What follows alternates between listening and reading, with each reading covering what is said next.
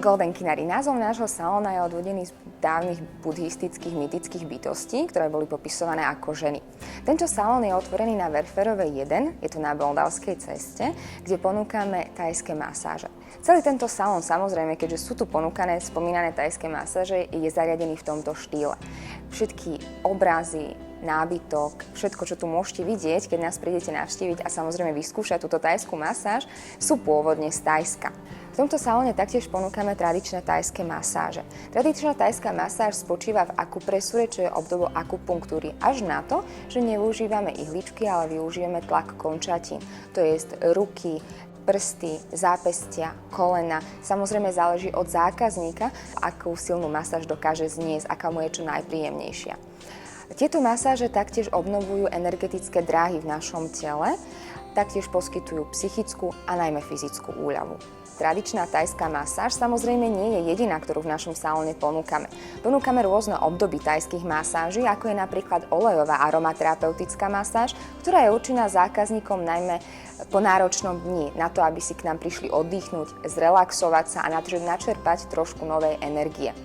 Táto masáž sa vykonáva v miestnosti, kde vám hraje príjemná thajská hudba, aby ste sa cítili čo najpríjemnejšie a samozrejme, aby vám to čo najviac priblížilo to Thajsko. A pri tejto masáži sa používajú voľné aromaterapeutické oleje, ktoré si môžete hneď pri návšteve vybrať. Podľa vône, aký sa vám najviac páči. Ďalšia masáž, ktorú taktiež ponúkame, je masáž nôh. Tradičná thajská masáž nôh ovplyvňuje reflexné zóny, ktoré sa nachádzajú na chodidlách. Tieto reflexné zóny nám potom následne ovplyvňujú naše vnútorné orgány, pretože málo ľudí vie, naše chodidlá, taktiež aj ruky, sú spojené s našimi vnútornými orgánmi. Niektorí lekári to dokonca využívajú aj ako diagnostickú techniku. Ďalšia masáž, ktorú ponúkame, je masáž chrbta a šie. Thajská masáž chrbta a šie je obdobou taktiež tradičnej thajskej masáže, samozrejme sa pri nej využíva pospomínaná akupresúra, ale nevyužívajú sa pri nej žiadne oleje ani emúzie. Kancelárska masáž chrbtášie je veľmi podobná masáži chrbtášie tradičnej, až na to, že pri tejto masáži sa snažíme zákazníkom taktiež pouvoľňovať stuhnuté ruky, najmä zápestia, ramena, lakte, ktoré sú v kancelárii, ako vieme, najviac namáhané. Protistresová masáž hlavy a tváre. Je to masáž, ktorá najmä pôsobí uvoľňujúco a relaxačne. Spočíva v starostlivosti o pleť, ale taktiež masérka masíruje vlasovú časť hlavy, čo je veľmi príjemné. Ďalej ponúkame masáž horúcimi lávovými kameňmi. Pri tejto masáži naraz na telo pôsobí tlak aj teplo, čo pôsobí veľmi uvoľňujúco.